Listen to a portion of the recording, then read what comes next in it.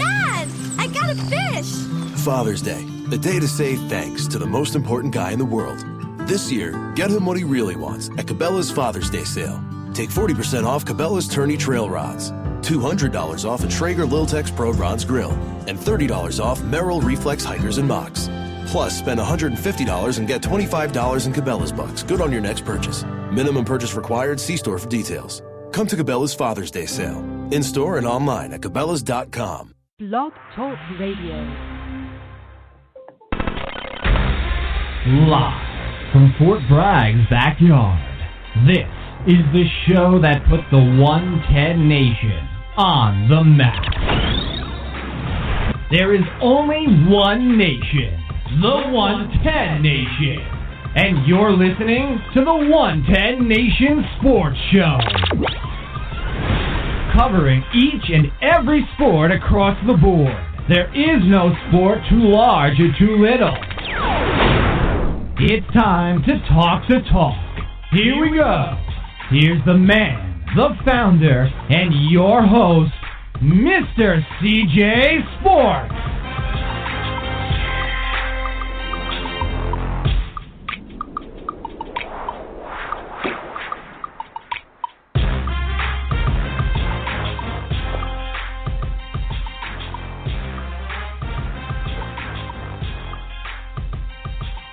Welcome everybody to the 110 Nation Sports Show. I'm your host, Mr. CJ Sports. You can follow me at CJ Sports 1.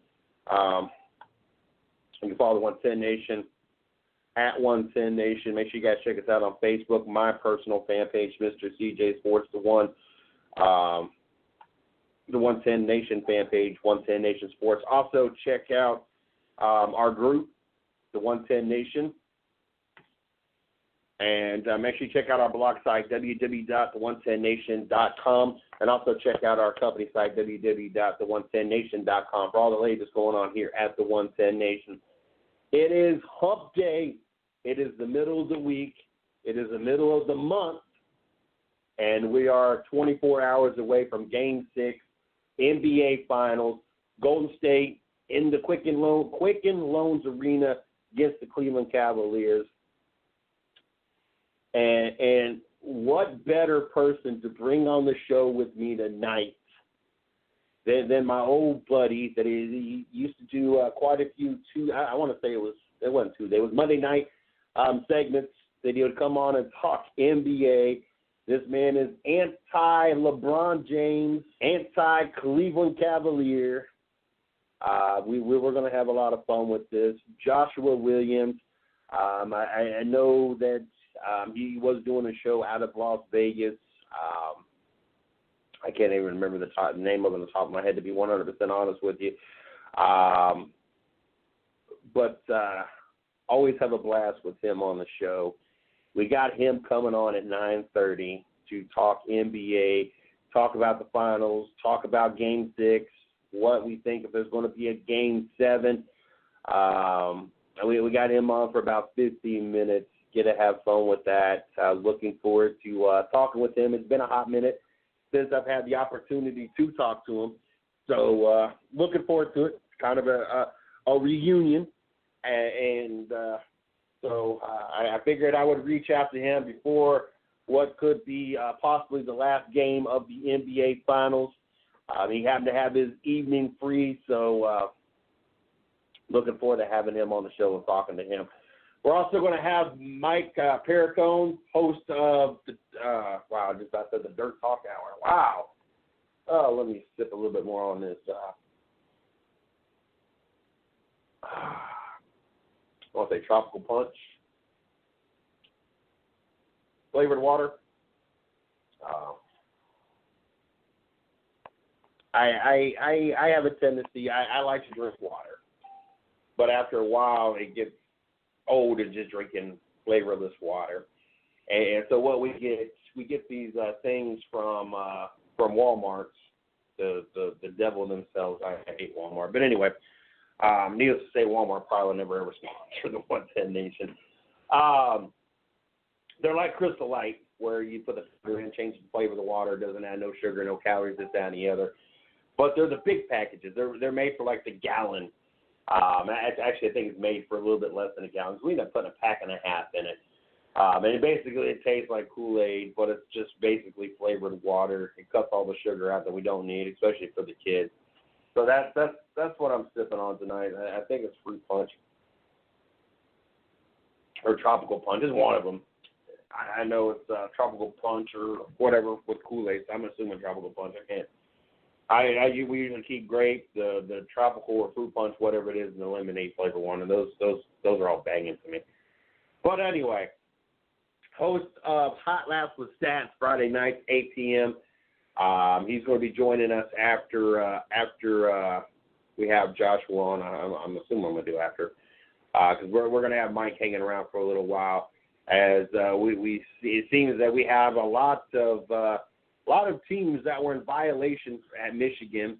We're going to talk about that. We got some drivers changes that we're going to announce for this weekend and upcoming rotation. I happen to follow the Decker sisters and to include their cousin Natalie Decker. Sorry, but Natalie to me is probably the most talented of them all. But the Claire and Paige, they are finding themselves making their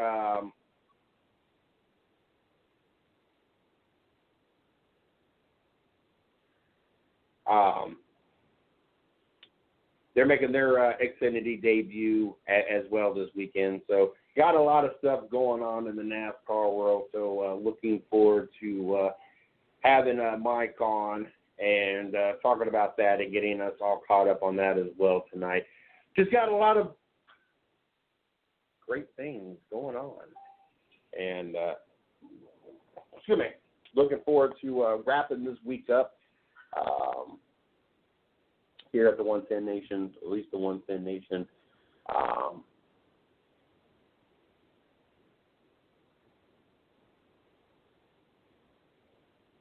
Sports show. As of course, we got Racing with Big Sweat tomorrow night at 9 p.m. We got Hot Laps with Stats, 8 p.m. Friday, and of course, Happy Hour Garage, noon on Saturday. Interesting topic of conversation. Pete Rose, or Cheerio, I guess is how you might spell it. Who was the true hit king?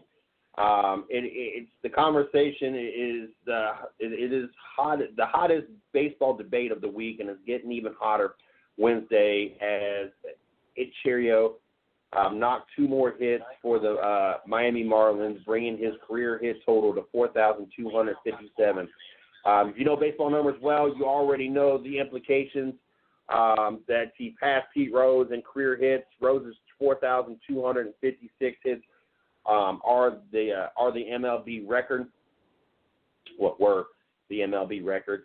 There's a big asterisk though. 1,278 of Ichiro, or how you pronounce his name, and I know I'm jacking up, hits came in Japan before he joined the Seattle Marlins and made an incredible impact in the Major League Baseball. Well, then it's not a Major League Baseball. So why is this even a topic?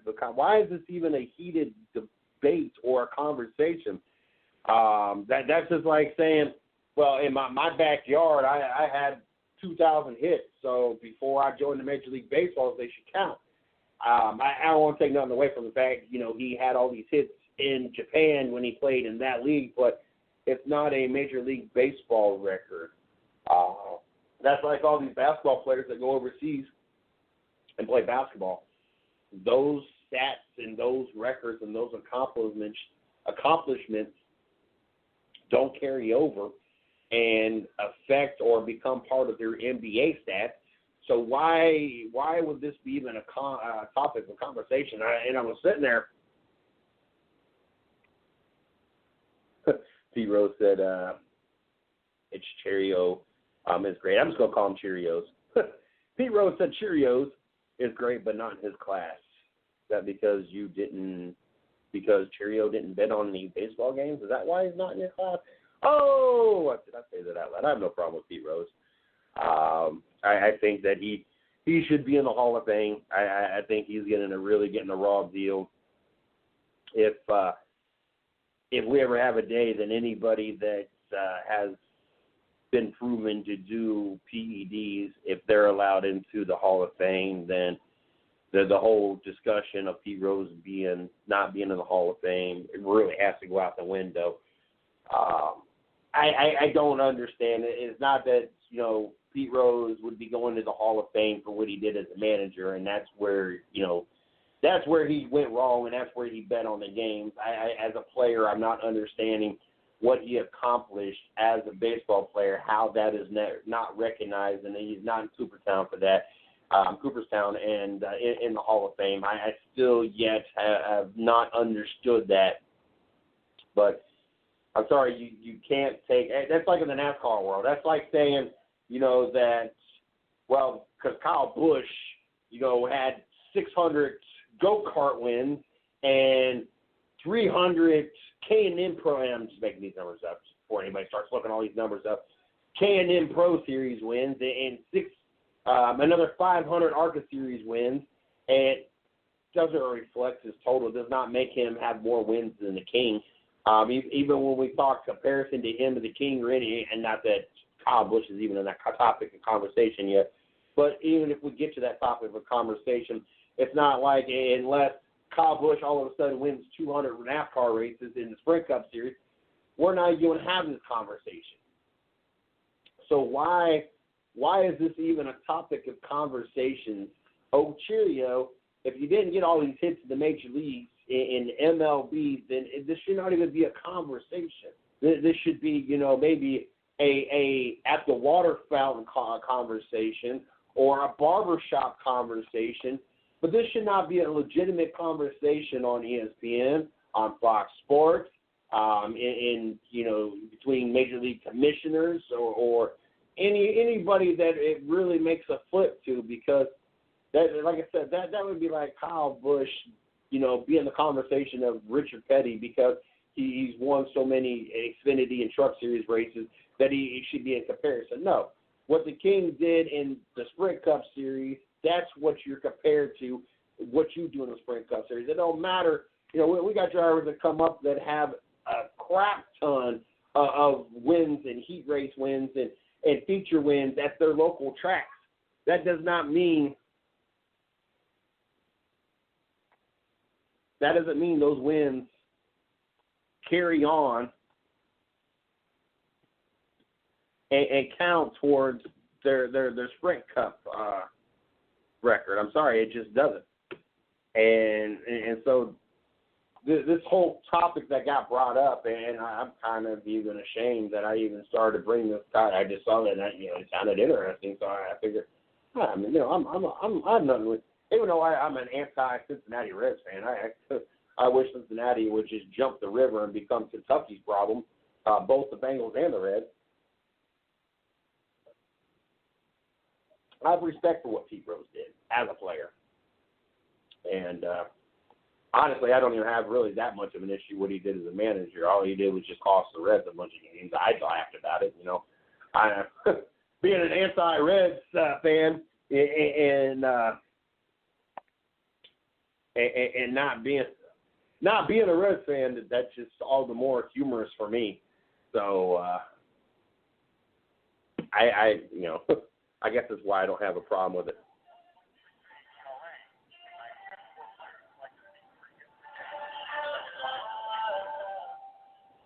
But anyway,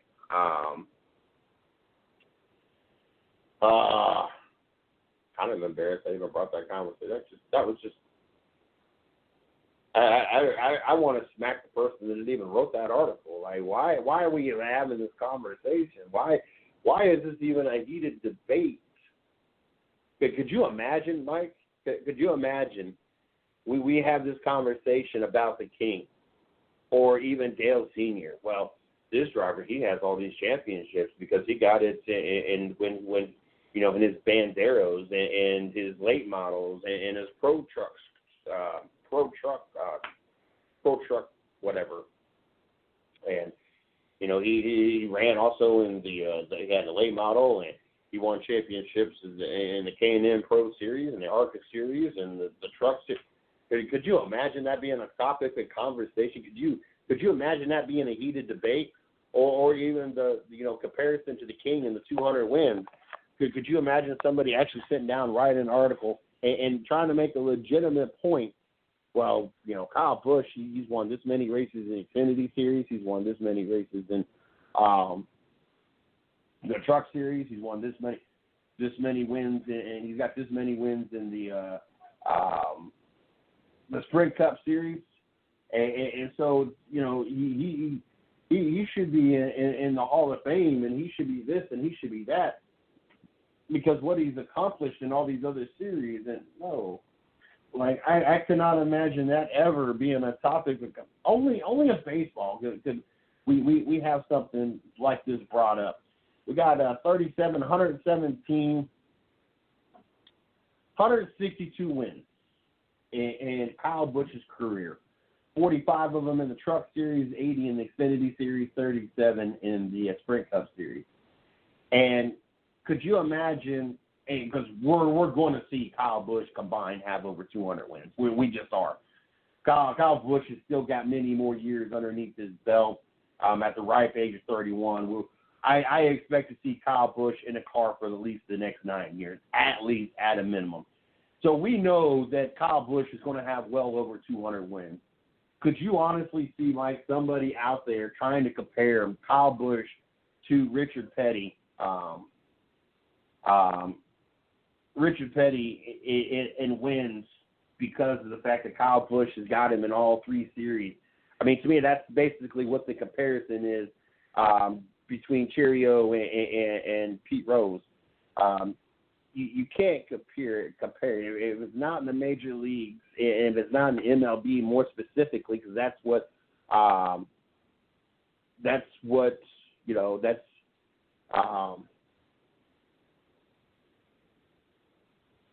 that record's for, then why? Like, I just couldn't imagine any other sport having this conversation. That would be like, well, Reggie Bush had all these years, all these yards and all this, go on in USC and they carry over. Or, we could sit there and name a whole bunch of different players that had phenomenal college years, and we could find a player that actually had a phenomenal. It's kind of weird how that works. Usually, if you have a phenomenal college, you don't have such an NFL, or if you don't have such a college, then you have a phenomenal NFL. But I'm sure we can find players that have phenomenal both. That, hey, well, he's got this many yards. He should be in the conversation. It don't matter if they had trucks back then, and I realize they don't have trucks back then, but it's still a NASCAR sanctioned event. Just like they're looking at it, well, it's still baseball, and it's still a professional baseball. It's just not MLB.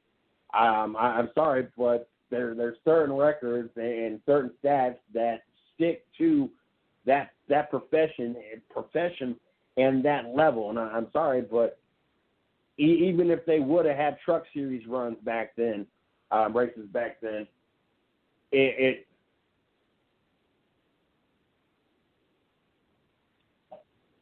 Richard Petty's record of 200 wins is all to do with what he did in back then it had been the Winston Cup Series. Back then, I don't even know what it actually was. Was it? Mike, you might know. You pretty up there in the age. Was it the Winston Cup Series even back then? I don't know when it changed to become the Winston Cup Series, before it became the Nextel Series, and before it became the Sprint Cup Series. Was it always the Winston? How far back did it go before it became? I mean, that's just like we recognize Richard Petty having 200 wins, not 201. Nobody counts the one win that he got in the NASCAR convertible division that he got, in 1959 with the number 13 car. We only count the 200 wins that he accomplished in the NASCAR Sprint Cup Series. And, well, it wasn't the Sprint Cup Series back then, but lost you on back. I'm still here, right? But like I said, what Mike? Was it always the Winston Cup? The Winston Cup, or was it something before that?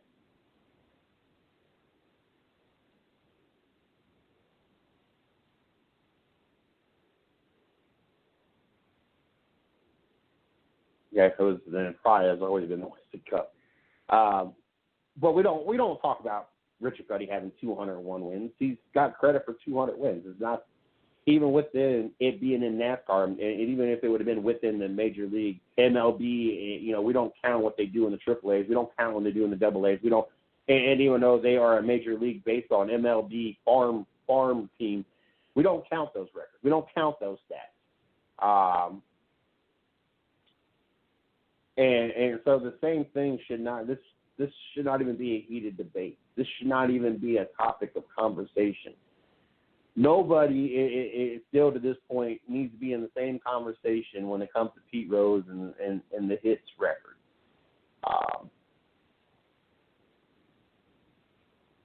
You can tell that there's just not a lot going on in Major League Baseball. You can tell that we've hit that slow point of the year where football is starting to get. This is the last full month of no games. Next month things start kicking off. So you can tell that we're in that. They're doing the OTAs and the spring training. Not a lot going on in football. Hockey just finished up.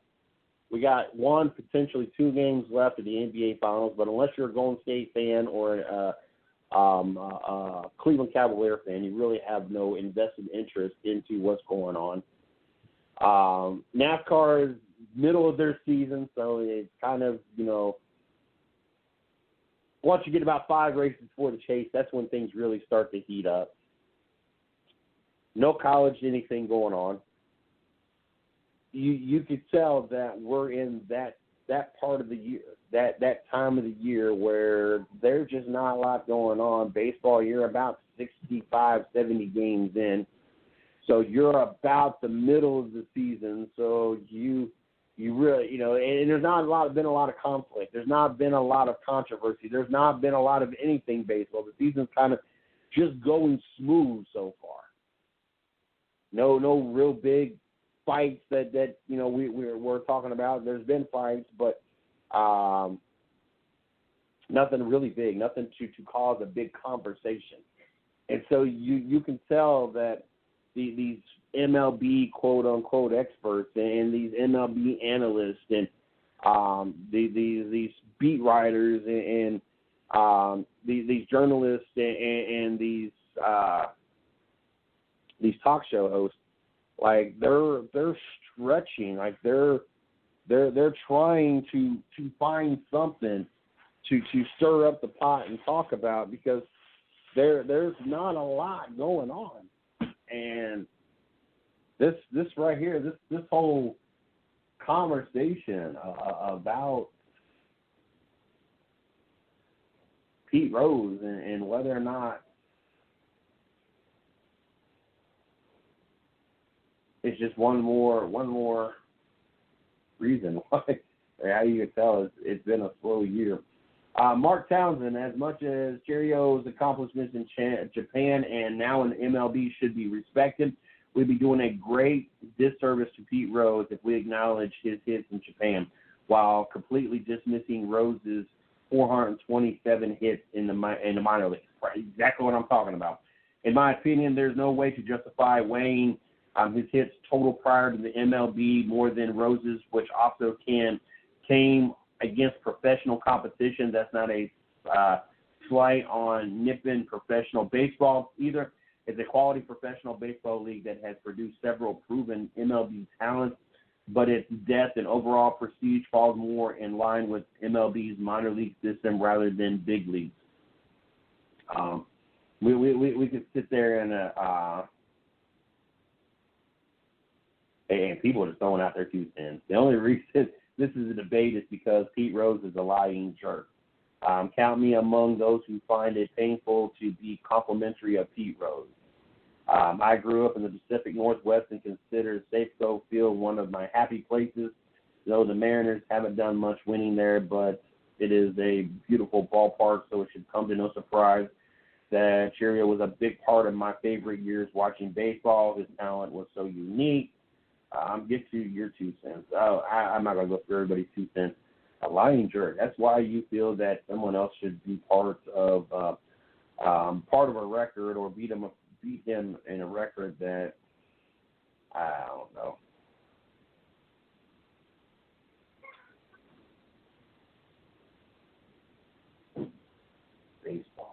Baseball.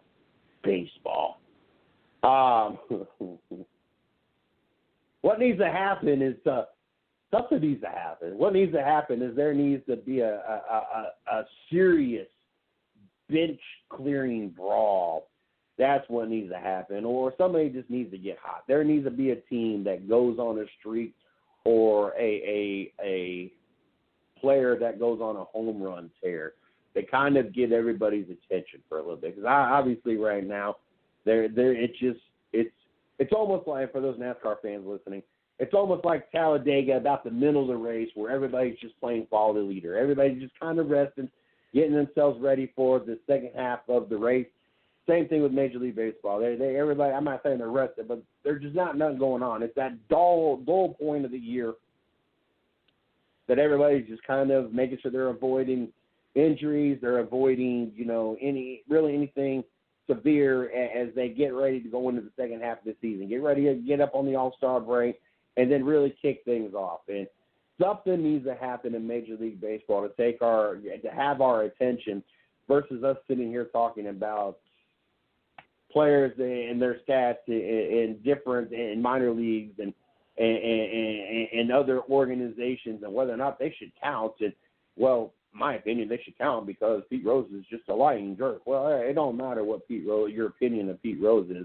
Well, we're talking about the stats and what should be valid and what shouldn't be valid. And like I said, I don't care. I don't care for what he did as a manager. It doesn't bother me as much, like I said, because it happened to a team that I just don't like, even though I grew up closer to Cincinnati than I did to Cleveland. I'm just all Cleveland, which really just irritates the crap out of my family because they are all diehard Bengals and Reds fans. And I am that one loner that is the Cleveland and Browns, or the Indians and Browns. And, of course, since Cincinnati is what it is, they don't have I don't know if any of them are even Cleveland Cavalier fans, to be honest with you. I'm assuming they both are Cavaliers. I know that my mother's side of the family, my mommy, we're all Ohio State Buckeye fans. I don't know on the other side of the family, nor do I really care what they are. I don't know if they care for college ball at all or not. I never been around them to talk about college ball, and when I was younger, I know that I never sat and watched college ball with them. So I honestly have no clue, but I think that's why the whole, when he was a manager and he bet against his team or bet on the game or bet, even bet for his team, I think that's why it didn't bother me. And what he did as a manager, should not reflect what he did as a player. And he's going in to the Hall of Fame, or should be going to the Hall of Fame for what he did as a player. And, and we're going to have a heated debate amongst the major league heads out there on whether or not, this other player's stats should count and whether or not Pete Rose record, and we should have already had allowed Pete Rose in. I think they're just looking for somebody to be above Pete Rose so they no longer have to have a reason to keep him out of Hall of Fame.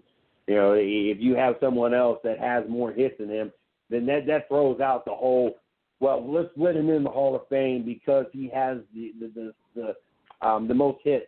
Well, if you don't have that record and has already got a tarnished past because of what he has done, then that really makes it impossible for Pete Rose to get into the Hall of Fame. But if he is still the hits leader, and so what he did as a manager, that's why this whole Pete Rose conversation keeps getting brought up.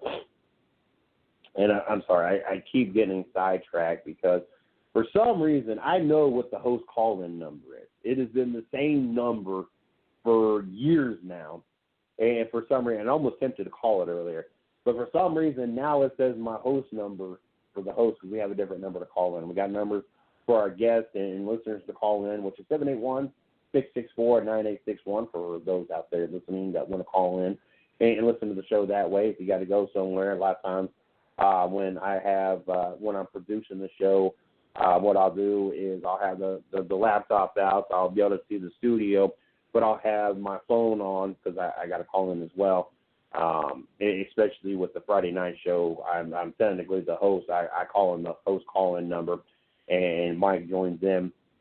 But both shows, I'll put my headphones in, and that way I can go do what I got to do. Still listen to the show and walk around and whatnot. But, I also have it pulled up on the laptop. You can't hear it from the studio. You actually got to click on the link. So it's not like I'm playing twice. And that way I can watch the studio as well. But, how tempted I was to call in the new number, that this is the first time I've ever seen this new number, just to see what happened. And so I don't know. It just really aggravated me because I know that's not my number.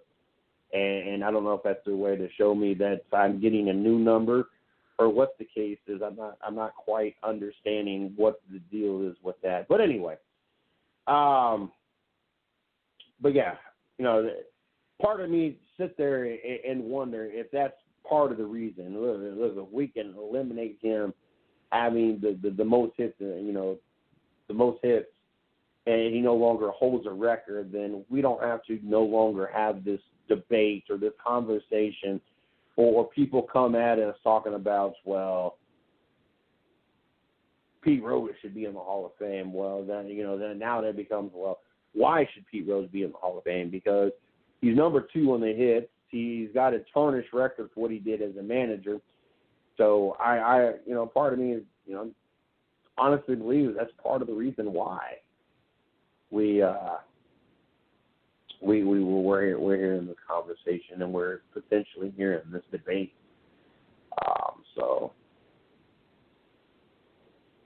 I don't know, it's crazy.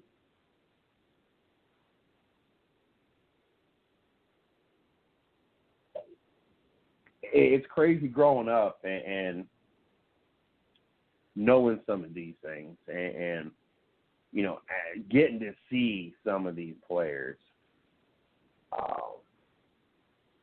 I can remember Pete Rose playing. Like, I don't remember a lot of it, but I can remember him still playing. There's a lot of players, and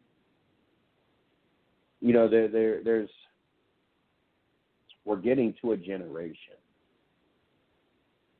that has never seen Michael Jordan play basketball.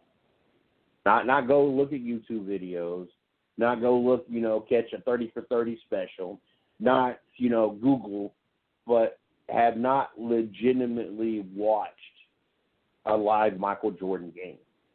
Like, we're getting into that generation. And I'm sorry, that's crazy to me. Like,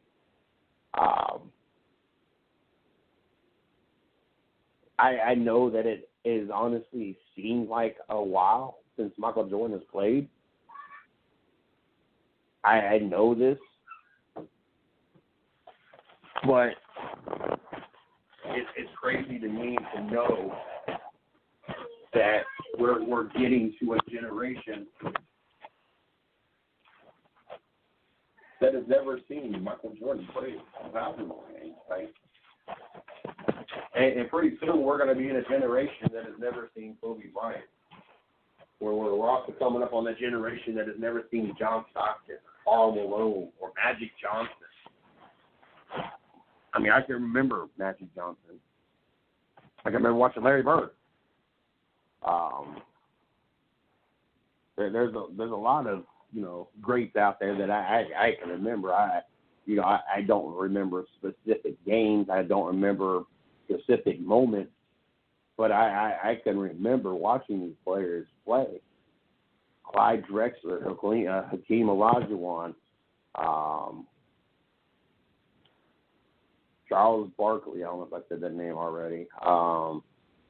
There's that's just on the baseball or the basketball side. Baseball, I remember Ricky Henderson was one of my favorite baseball players growing up.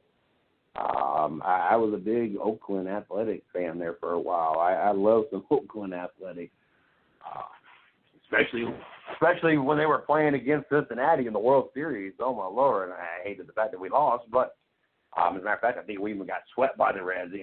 You want to fuel the fire of my hatred towards the Cincinnati Reds. That didn't help the situation at all. I mean, but you also think we're coming up on a generation that has never seen Dale Sr. race. I mean, what are we on, about 15 years at this point? So, I mean, we're getting closer and closer to a generation that has never even seen Dale Sr. run. I can remember Dale Sr. run, and I can remember watching Richard Petty. Unfortunately, by the time I watched Richard Petty, most of the time Richard Petty was finding himself wrecking. Like I don't remember too many races that Richard Petty actually did well. I can remember Bobby Allison, Davey Allison, Kelly Yarborough, Alan Kawicki. Oh, I was not an Alan Kawicki fan. I have a lot of respect for what Alan Kawicki did in the NASCAR world. Wanted being the first driver, owner, champion. I was a Bill Elliott fan growing up, so. When Kawicki edged out Bill Elliott for that championship, I instantly was anti-Alan Kawicki. Unfortunately, I think it was off season or the next year when he passed or whatever. But I was never really a big Kawicki fan growing up, or why he was still in the sport. Rusty Wallace, we're coming to a generation. I think there's a lot of fans that are thankful for that they did not have to watch Rusty Wallace run a race. Well, not so much run a race. You'd have to listen to him whine about everything. But it's crazy. And I know that everybody goes through this.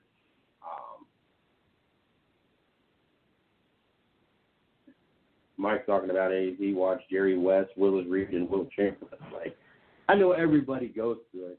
I just never, I guess I've never really sat down and thought about it, that we're coming to a generation that a lot of the people that I watched and some of the biggest names, I mean, Michael Jordan, Dale Sr., Richard Petty, Pete Rose, I mean, some of the biggest names in each of their respective parts, Wayne Gretzky, we're getting to a point that there's people out there that have participate in their particular sport. If it's NASCAR, whatever the case may be, that, like I said, I've never really sat down and thought about. That there's generations that are about to miss all this. And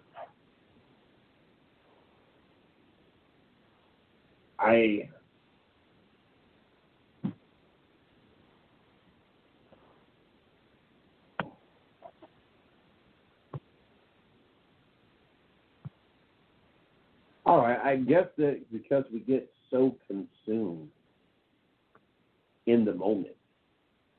I mean, look at it now where we're debating whether or not,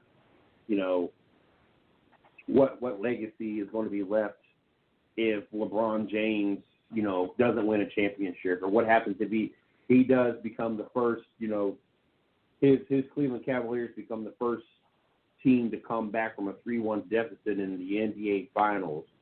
And Steph Curry, how great is Steph Curry? I mean, now that we're in the finals, Steph Curry's kind of fell off the face of the earth. And we've got probably the one game, we've already probably seen the only one game he's actually going to show up when he scored 38 points in Game 4.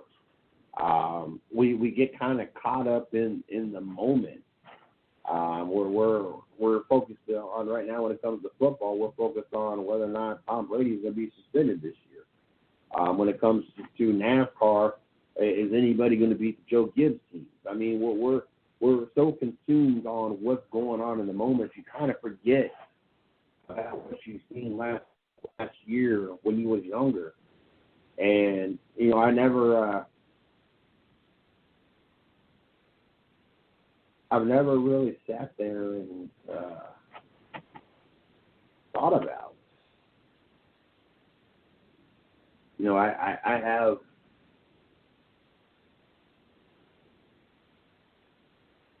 have a couple books full of basketball cards.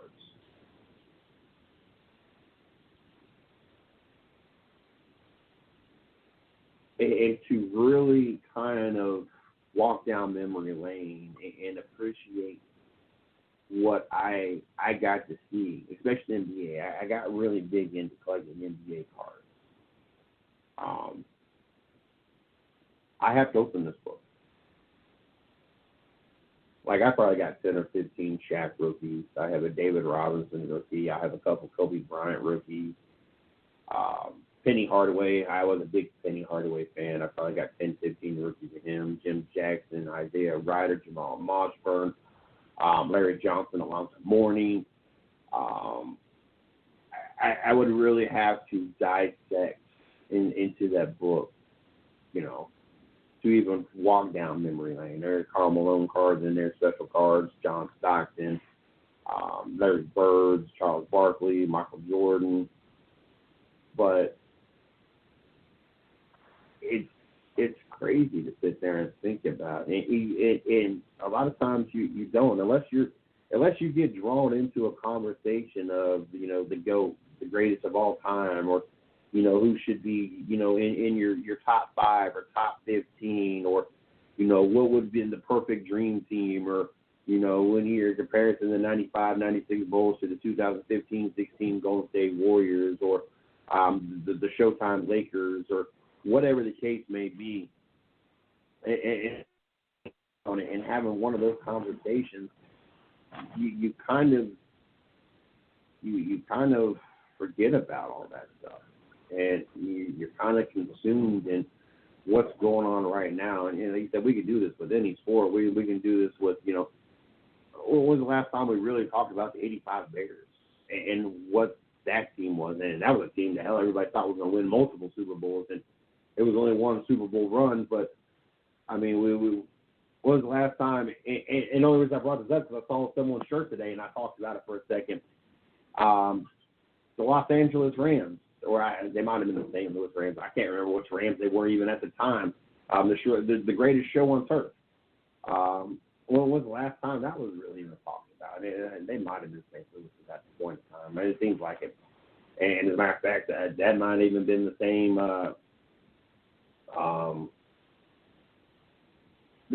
team. It might have been the Los Angeles Rams shirt. I can't remember. But when was the last time we talked about them? Or when was the last time we talked about probably one of the best, I'm not saying the best, one of the best defenses we ever seen? What was it, 2001? 2000, when the Baltimore Ravens had one of the best defenses out there and they won their Super Bowl. When was the last time we talked about the Buffalo Bills? The only time, anytime the Buffalo Bills get brought up in those 4 Super Bowls in a row was when we compare them to LeBron James and the fact that he's 2-4 in the finals. Outside of that, doesn't get brought up. I watched a 30 for 30 special on Netflix last week, because I didn't catch it live, and you know, talk about the Buffalo Bills. But outside of that, when was the last time we really talked about that phenomenal run? Yeah, they never won a Super Bowl. Hell, that first one they lost by 3 inches, 6 inches, whatever it was that Norwood missed that kick by, because the New York Giants to lose 20-19. You know, there for a while, I had a Buffalo Bills shirt. I like some Buffalo Bills. I mean, I tell you what, that high explosive offense with Don Beebe and Andrew Reed and Jim Kelly and Thurman Thomas, and on the defense, Talley and Cornelius Bennett and Bruce Smith. I mean, good God. But, you know, it's just crazy how quickly we forget and get consumed in the moment. Makes you wonder how long until Kobe Bryant's no longer a topic of conversation and no longer someone we really, you know, do a lot of comparisons to. I mean, I know there's still a lot of comparisons to Michael Jordan, but Michael Jordan, you know, and conversation, in many people's conversations, is probably one of the greatest basketball players ever walked the face of this earth. So obviously, that's going to be, someone that's always going to be compared. I don't think Kobe Bryant has ever reached that status where, you put him in the conversation of greatest of all time. And it makes you wonder, when are we going to stop talking about Kobe Bryant? When do we fade that out? We've already kind of faded out Allen Iverson. That has not been that long ago. Tracy McGrady. There's a lot of players that we're fading out. And, we could do the same thing with NASCAR and MLB and NHL and whatnot. But I don't know, it's just crazy to me. You don't really think about it and until you sit there and think about it, how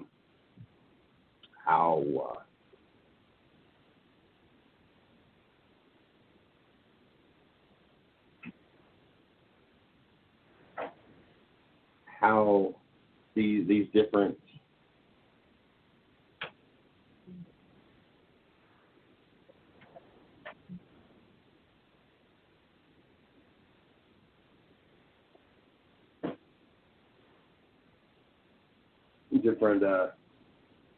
players and teams get kind of faded out. I'm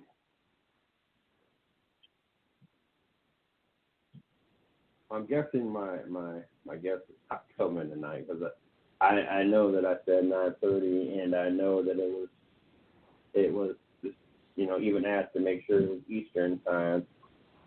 So obviously something came up, and we're not going to get Joshua Williams on the show. So what I'm going to do is I'm going to go ahead and plug what I need to plug real quick. Then we're going to bring Mike on the show, and we're going to let him plug the Friday night show, plug his social media, and then we're going to jump into some NASCAR topics, some fines, some penalties, some driver changes, some promotions, some demotions. I don't know if that's the word. But anyway, first of all, I got to make sure that I thank Snafu Seasoning, the official sponsor of Racing with Big Sweat, Thursday nights, 9 p.m. Make sure you guys check that out. Also, got to thank Fit for Life. You can check them out on Facebook, Fit for Life. You can check them out at www.fitforlife.com, 365, 24/7. Make sure you guys get your gym on before Shorty and I go. We have accessibility any day of the week, any hour of the day. They man our location from, I think, 7 to 7 or 7 to 7:30, something like that. But we have this nifty little key thing that makes it where we do not have to worry about there being maintenance. We don't have to worry about it being a holiday. We don't have to worry about it being a weekend. We don't have to worry about it being a 2 a.m. in the morning. We have accessibility. And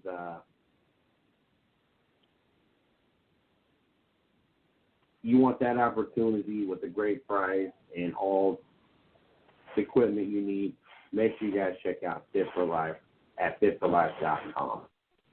Make sure you guys check us out on the social media.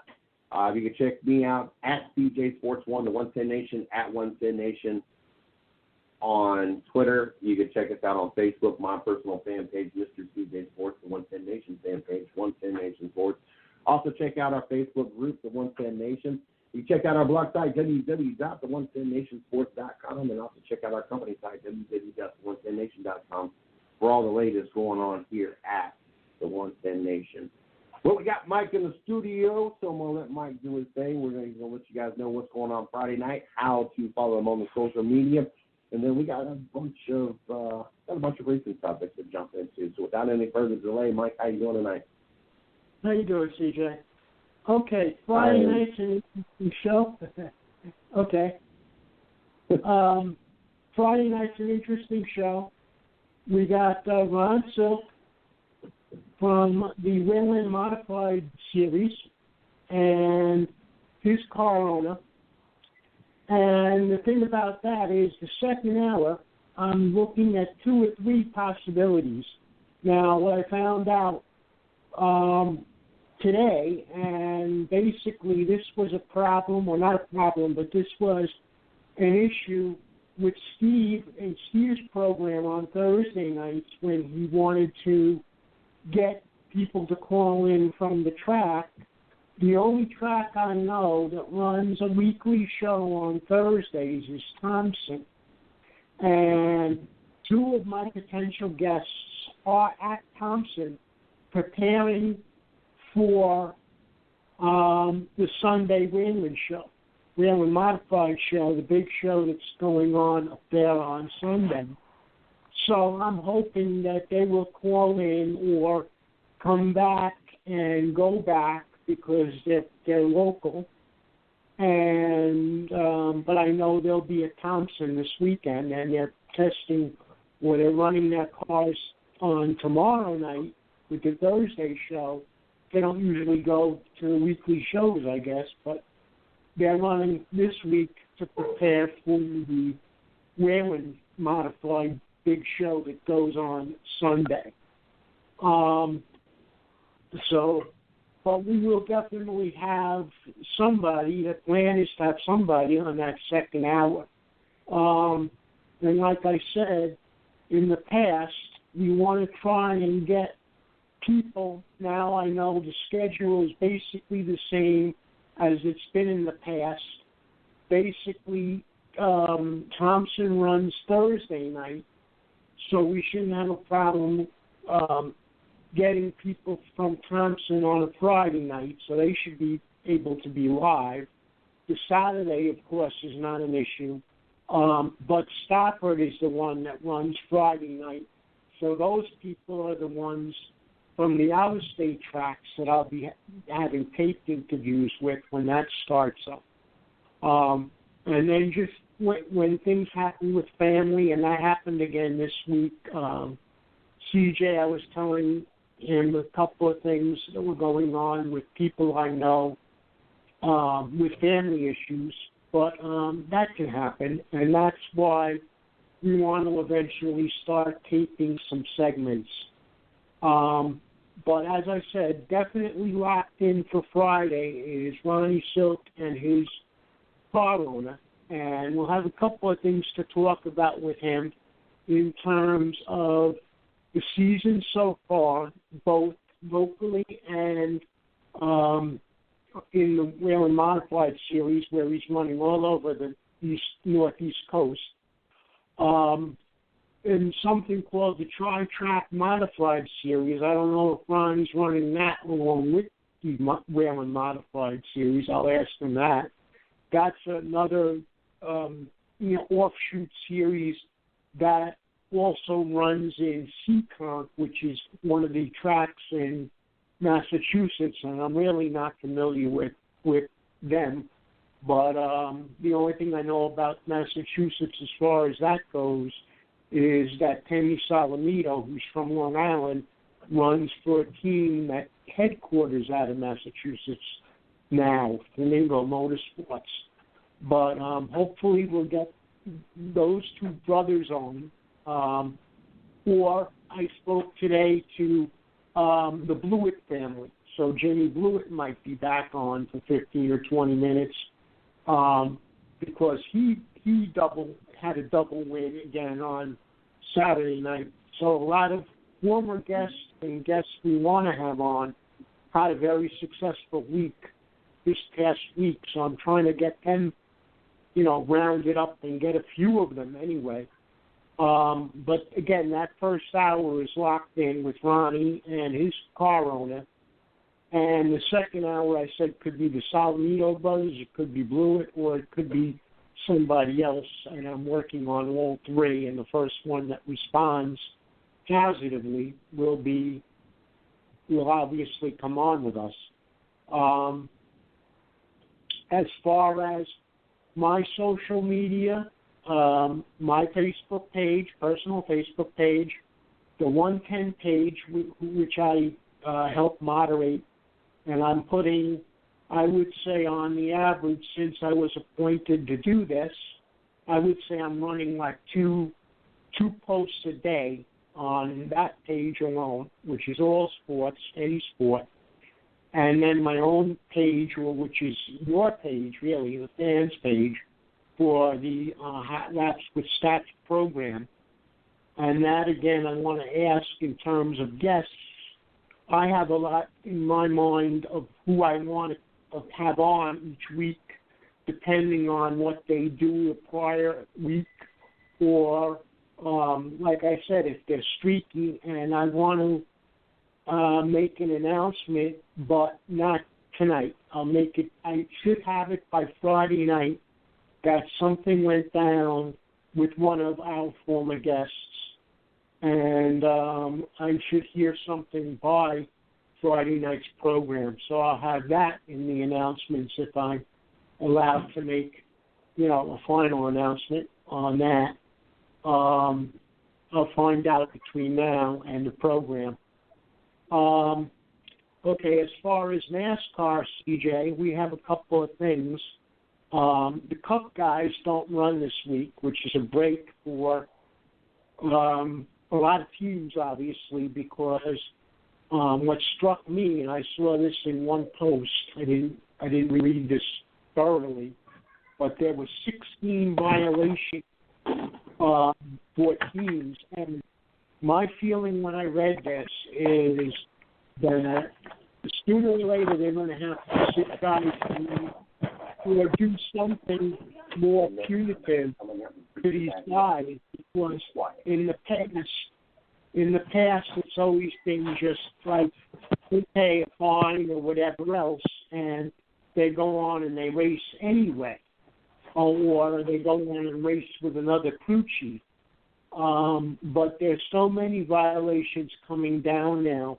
You used to see 2 and 3 a week maybe, and now you're seeing like this week 16, and they're saying it's because coming out of Michigan, they're saying it's because of the new downforce rule that was put into effect.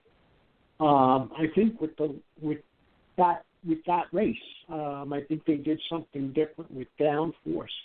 So technically speaking, we'd have to talk to Steve Philmeyer about that because he's the technical guru. But I think that what I saw limited on his page, and that's why I read about the technical issue. It seems that that's because of the downforce. So we'll see what happens with that. But that's 16 teams involved in that. As far as you would think with that many teams with the issue, and I'm assuming a lot of them probably end up having the same issue, that all these teams would appeal it and end up winning and making it where NASCAR just kind of excuses that, because obviously there was some kind of miscommunication somewhere if we had almost half the field end up getting in trouble because of this new package. Right. Well, I just out of curiosity, I did a quick bit of math to see what 16 out of 43 would be, and it's something like 37% of the field. Why did you use 40? Why did you use 43? We shrunk the field down to 40 going into this year, didn't we? Yeah, that's true too. Yeah, that's true too. That's true too. But I had 43 in my head this afternoon. What can I tell you? I mean, I know we've had 43 for so many years, but we did change that up a little bit. Yeah. Okay. No, but I'm not discounting what you said, but I obviously had 43 in my head this afternoon. I don't know why. But it's still a large portion of the field. And that they're going to have to either figure out what this was, if it was so strange, or they're going to have to take more punitive action in the long run, I think, towards these teams, because they're not really paying attention to it. Like you and I discussed in the past on one of your programs, CJ, you used to hear about, because he was winning 6 titles in a row, Jimmy Johnson and Chad Ganous all the time. But that was like them and maybe one other team per week would fail inspection now and then. But now, a large percentage of teams apparently are failing. At least I think this year at least 4 a week. And I can go back to the 42 teams twice. I really haven't had the running thing of it. And this week with Michigan was, 16 was ridiculous.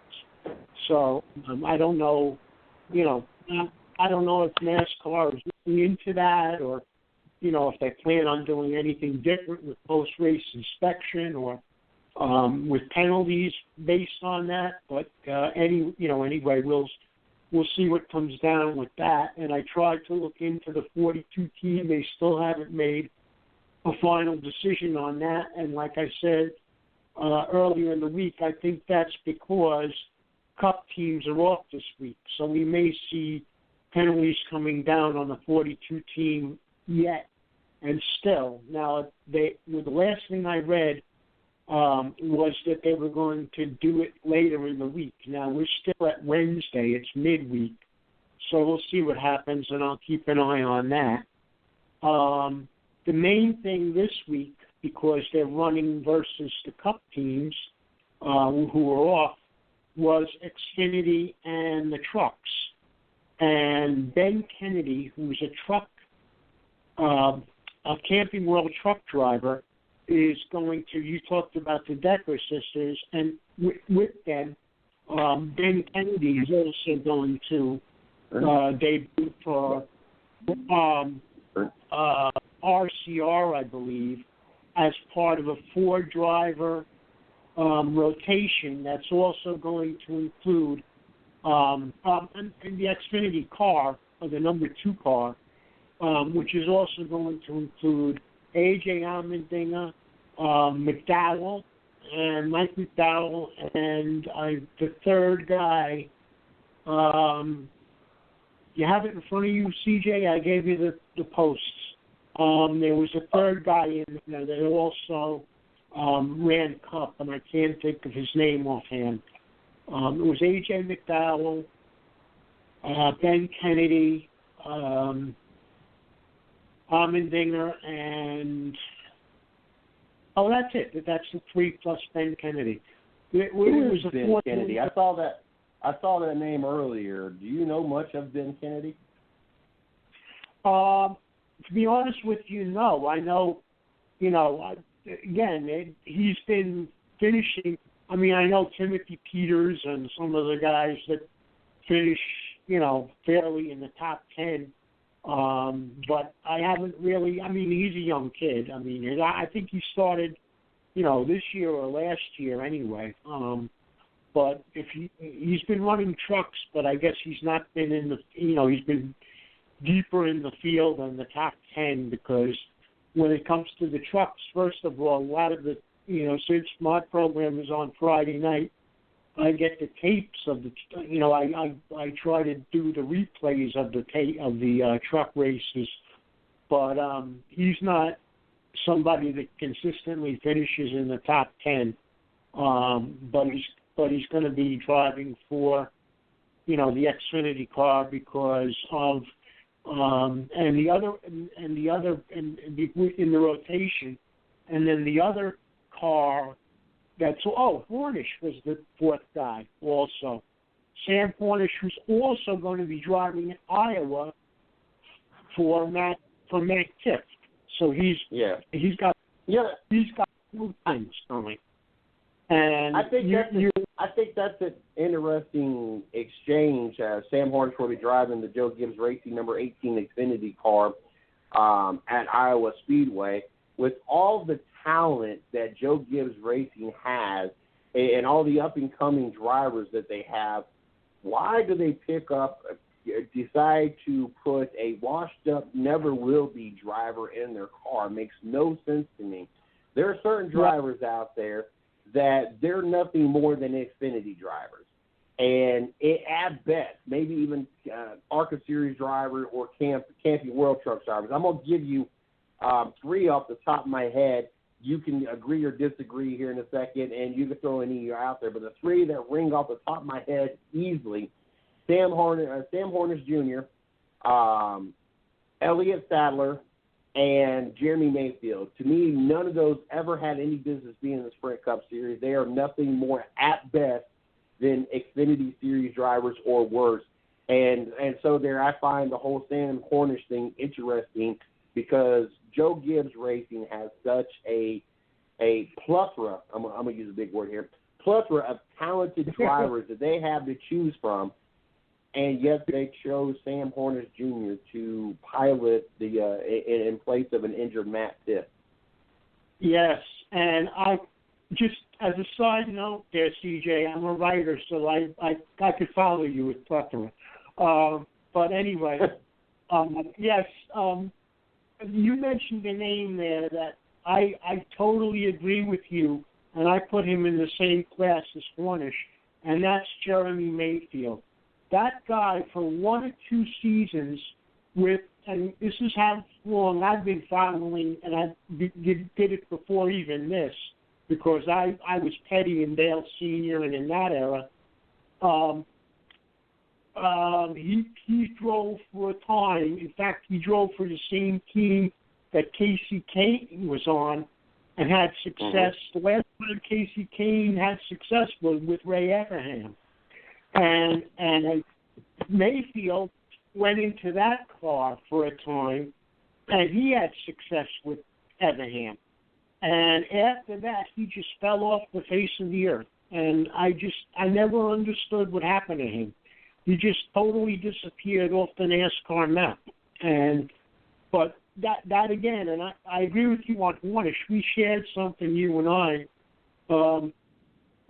earlier today about, you said to me, why Hornish? And I said, yeah, it doesn't make sense to me either, that his name should come up when there are so many young, guys looking for a break. And if you could put Ben Kennedy from the Truck Series, I'm sure you could find like a Timothy Peters or another young truck guy. That Byron has won the last, if not the last 2 straight truck races, within the last 3 weeks he's won twice, So I don't know, I don't know why they're not looking at that. And that's one of the criticisms of the Xfinity Series, that when they were putting when they're putting Sprint Cup guys like Kyle Busch in the car and saying, why aren't they giving these young kids a break? Well, here's your chance, and you put Sam Hornish in a car, and I don't understand it. I agree with you on. I just don't understand it. And Jeremy Mayfield, I don't know if he'll ever drive again. I don't know what's happened to him. I know, the last I heard of him, he was with Effingham, and then he just totally disappeared. And there was that whole controversy whether or not he was doing meth, and then the raid and NASCAR gave him a lifetime ban, and then depending on who you talk to and who wants to believe whatever story they want to believe in, on whether he was innocent, whether he was taking stuff, whether he was selling, whatever the case may be, and that always ends up being a heated debate depending on who you talk to and who wants to put their 2 cents in. I have never really cared either way, because Jeremy Mayfield to me was never somebody that was going to make an impactful difference in the Sprint Cup Series. He was nothing more to me than an Xfinity Series driver. And the same with Elliott Sadler. He might have some success in the Xfinity Series, but he's never had true success in the Sprint Cup Series, never will. As a matter of fact, I think the last race I recall him being at was one of the, I forget what race, it was one of the Daytona 500s, and the first lap he took out, to include Danica, about a handful to 10 drivers in the very first lap. Right. And I remember him, I think he finished second. Talked after I told him to be quiet and kept going. One week in the Xfinity Series, I think he finished second, but he, again, that was like a little bit of success. and that's like the most he's had in a while.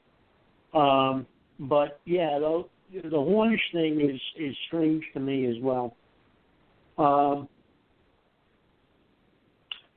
But okay, that's basically NASCAR, CJ. I think we talked about the driver changes.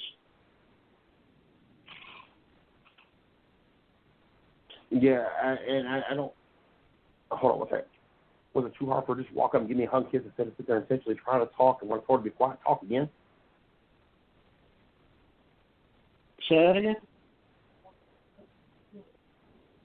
Oh, you cut out there, CJ. No, I'm here. I'm trying to multitask and do 20 things at once. We covered the Sam Hornish. We covered the Decker sisters getting their debut. Matt Tiff has a bad back. That's why he's not running the 18. He was advised by his doctors not to run this week. I don't know how many races, but at least this week. Just in case Izzo is listening, I posted something on the 110 page about Gordie Howe for you, and the fans to read as well. But I'm mentioning Izzo because he mentioned a big part of his discussion last night was Gordie Howe, and I happened to see something and posted it on the 110 page. So, Izzo, if you're out, check that out. But anyway, have any more? Do you know if any more details have come out about the Thor Sports Racing and what actually caused the fire? And for those that don't know, Thor Sports Racing out of Ohio, they ended up having a fire Monday morning that caused significant damage to their shop where they're based out of. The only thing I've seen so far is the report said it started in the basement and caused significant damage. And of course, amongst the drivers is two-time series champion and current points leader Matt Crafton that drives for Thor Sport. Have you? I know there's been no injuries reported. Have you heard what caused this fire and how significant maybe this fire was? No, I know it was significant because I saw some of the pictures. I think either Miss Lee, because she's from Ohio, or Maureen had posted something on Steve's page, and I know there was a great deal of damage to the base, to their operation. But the interesting thing with that is they're still running this week. They also made the announcement. Yes, at least the latest thing I saw was that they would race. I guess it's Iowa as well. The trucks are going to be in the same place, but they're running this week, and that was a little bit of a surprise to me. So obviously, one set of trucks, a truck was saved from destruction because either they built it in 4 days or however long it's going to be for them to get out there, or something was saved, something was salvaged, and at least one of the trucks, because they made the announcement in addition to the fire. I don't want to say right after, but this week at some point I saw a thing that they will still be competing at the next race, which is this weekend. So I found that interesting, that apparently, yes, they had tremendous damage, but something was salvageable. I'm just definitely glad that they're going to be able to continue this season, and especially with your points champion being, from that team, but also more specifically glad to just know that there was no serious injuries that's been reported at this point. Obviously a tough loss for this team, but it's good to know that they are going to overcome and be able to continue on this year. And it really not phase them, for the most part. I mean, obviously it's going to phase them, but at the same time not phase them. Well, I think the thing that helps, well, if you could say a fire helped anyone, but the timing of it. I mean, it obviously happened overnight. It looked like when I saw the pictures. Yeah. You know, it was dark out, and I think it was Sunday night into Monday morning that this happened. Early Monday morning, or Sunday evening, early Monday morning. So nobody would have been in the actual plant, you know, in the actual place at that time. If something had broken out, it could have been earlier in the day or definitely on a work day. We might have had more, you know, more fatalities or at least more trouble with people being around. But I think what saved human lives anyway is that when the fire took place, it looked like it started overnight. Now, Tony Stewart, one of those drivers that growing up, I was never a big Tony Stewart fan. I just was not. It was when he took over and became team owner and got to be more vocal and kind of let NASCAR, Goodyear, anybody and everybody kind of know how he felt, where I learned to appreciate and like Tony Stewart. And so it's always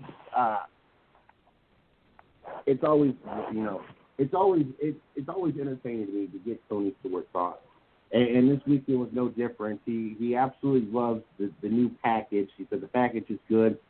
Restarts he's not a fan of. The restarts are stupid. I've got only 6 months more of these stupid restarts. You can't blame anybody. He said everybody's got to go because as soon as you go through the first lap, you're kind of stuck where you're at. When you get these back to where it needs to be, and you've got to start worrying about saving your tires and everything, then those guys who are trying to run box free for the first 5 laps are going to pay the price later. I'll come around. I don't think Tony Stewart's ever going to be completely happy when it comes to NASCAR. Unless NASCAR gives Tony Stewart a golden key that automatically puts him into victory lane without any bumps, bruises, scratches, anything, and Goodyear provides the perfect tire that, I don't know, maybe never wears out, and he can just run around and has this endless, unlimited fuel supply that nobody else has. I just don't think Tony Stewart will ever be 100% happy. But nonetheless, it's entertaining to listen to him. And there's not a shot at Tony Stewart. It just seems that he's always got something to complain about. But is there a legitimate reason to complain about the restarts? I mean, I'm sorry, but the last couple of races I've watched, I've been entertained by the restarts. I mean, to watch a 20-year-old Chase Elliott dominate the restart 2 weeks back was, I don't know, something to watch for me. I find it very entertaining. Does he have a legitimate complaint when it comes to the restarts, or is it just Tony Stewart being Tony Stewart? I think the reason he's complaining about restarts is he's not personally good at it. That's possible. He should sit down with Kevin Harvick a little, because Kevin Harvick's done it well. Obviously, Chase does it well, but he's not on Tony's team. But I'm just saying there are certain guys that do the restarts well, and Tony is not one of them. The thing that struck me, and, you know, you say you never really followed Tony or was a fan of Tony early on, he won more championships and had more wins. He won, 2, 3 championships when he was with JGR. And then at the moment, he was never really a wallflower. You know, he spoke his mind, but he didn't, when he was with JGR, he wasn't that, you know, you didn't hear him being that controversial. And now as an owner, he just he speaks his mind, period. He doesn't, But the thing that struck me There's no about him is, now. yeah, he's not. He's not. I don't want to say he's not concerned with winning, but he's not finishing consistently in the top 5 or top 10 with his car. Harvick is, so it's not a team-wide problem,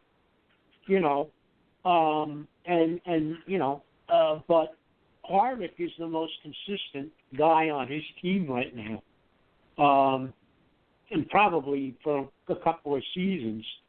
But it just seems to me, I don't know whether it stems from what happened with the guy in the sprint car, or if that's affecting him a little bit as a racer. But I don't see him finishing races consistently well as an owner. I don't know whether it's, again, the injury, what happened to the sprint driver, which unfortunately slips my mind of the man's name, the kid's name that died offhand.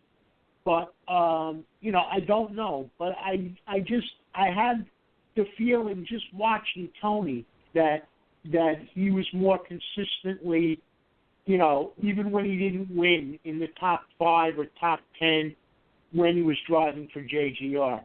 And I don't know why, because, it seems like, obviously you have more on your plate as an owner.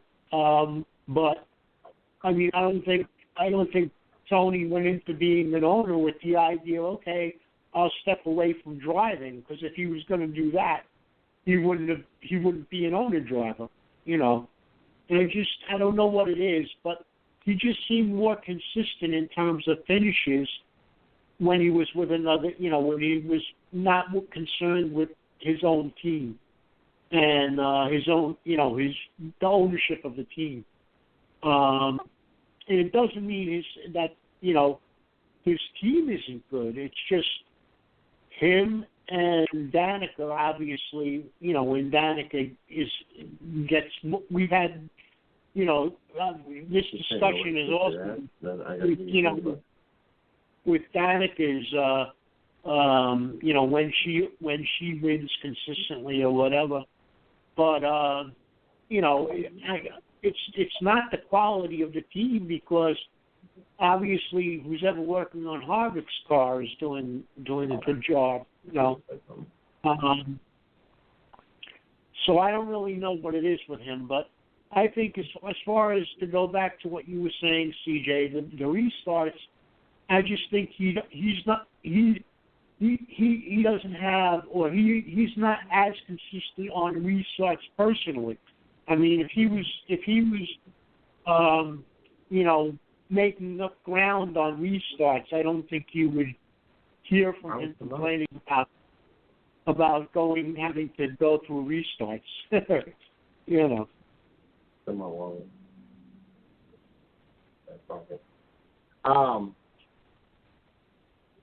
another big topic that we didn't talk about yet: Daniel Suave, winning his first race, being the first Mexican-born driver to win NASCAR. Now, we both can go back, and we know that there's been females in NASCAR back in the day. We know that there has been other nationalities try to put their imprint in NASCAR, but for the most part, it's been pretty much the traditional old backwoods country boys that have run NASCAR.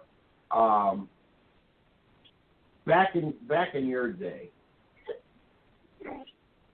did you ever imagine that we would have a Mexican-born driver win a race? No. Like that's just what NASCAR was back in the day. It was. We say this about any sport. We could say same thing about baseball before Jackie Robinson. We could say same thing about any other sport. NASCAR just took a lot longer to come around when it comes to all these different nationalities and the mixing pot, I guess you could say, when it comes to the sport. it took a lot longer for NASCAR to come around, and maybe not so much for NASCAR to come around, but there to be an interest from all these other nationalities to be part of NASCAR. I don't think it was so much NASCAR, wasn't allowing it because every sport was allowing it for the longest time.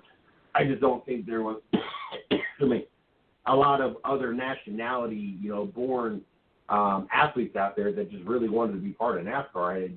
It wasn't something there was a big interest or a big history in. Yeah, well, that is a fact in terms of nationality. But also, what struck me when we were talking about Danica too, is not only on the Sprint Cup and the television level that you see on television, but also the women. Okay, you look at the track that I cover, basically that I consider my home track is Riverhead. We have women driving the modified, women driving Super Pro trucks, women in late models. Then you look at even people we've had just this week, Sarah, Amber Bolton on the 110 Nation, and the whole network where we have women on shows, and you didn't see that. When you watching Teddy, and the first woman that I can remember driving in any type of car was Janet Guthrie, and she never made the kind of impact that even Danica is making now, Mm-hmm. And part of that, I think you have to say part of that is just maybe prejudices, at least relaxing a little bit, but also social media. I mean, you never saw, once in a while you would see Janet Guthrie being interviewed on television, but you didn't have social media then, and you didn't have them having their own pages and everything like that where people could follow them and fans could follow them. And I really think that that's part of the popularity as well. Mm-hmm. And so that's what's basically changed. And there's no doubt. Like you look at guys now. If they had a greater impact, you talk about Ambrose. I can't think of his first name now. That went back to Australia. Marcus Ambrose. He was around for 2, 3, 4 years. Didn't have the kind of success except in road races, and is back in Australia now. And the last I read, he doesn't even have any kind of motor racing desire anymore. He's out of the sport totally. He doesn't own anything. As far as he's involved in something down there. I forget what I read. He's a major factor in, but it's not in racing in any way, shape, or form. And of course, Juan Pablo Montoya was another one who, I guess, Brazilian or Colombian, got his break with Ganassi, and his main claim to fame was running over the track surface thing there, or the when he had the accident with the with the track equipment, and so he didn't. So you also have to put wins together, and hopefully Suarez. Now, what's going to happen is it all, unfortunately, it all falls on him. Now, if he's successful, the people in his nation, there might be kids like with Danica, where at least some of the women driving is at least somewhat attributable now to Danica, and women driving on local tracks and so forth, like Amber and people I know from Riverhead that grew up with watching Danica on television. If they didn't have the opportunity to see that growing up, maybe they wouldn't have been into racing, although on the local level, I have to say the women that do race, racing's in their family. So it's possible that just from having it around them, they would have gotten into it. But just as what you're talking of in terms of Mexico, and I can see if Suarez is successful to any degree, that maybe a Mexican kid might say, similar to baseball with the Dominican Republic, which is far more advanced. We're talking baseball versus NASCAR, but just in the same vein, if Suarez is somewhat successful and some Mexican kid follows him till he gets to be 17 or 18, maybe he decides he wants to go in that direction, And so it all falls down or falls onto the person who's there now to be a success. If he's not successful and not written up, say, in his country in internet and newspapers and radio and whatever, if he's not written up consistently for being a winner, maybe you won't see, the kids become interested. But a lot of it has to do with whether they're successful or not, and then they have the kids possibly following them as they grow older, and that's what happens. And I guess that's natural regardless, But that's what I see happening. And if more drivers from a certain nation get a break, then you'll see more drivers coming in from a certain area of the world or the country.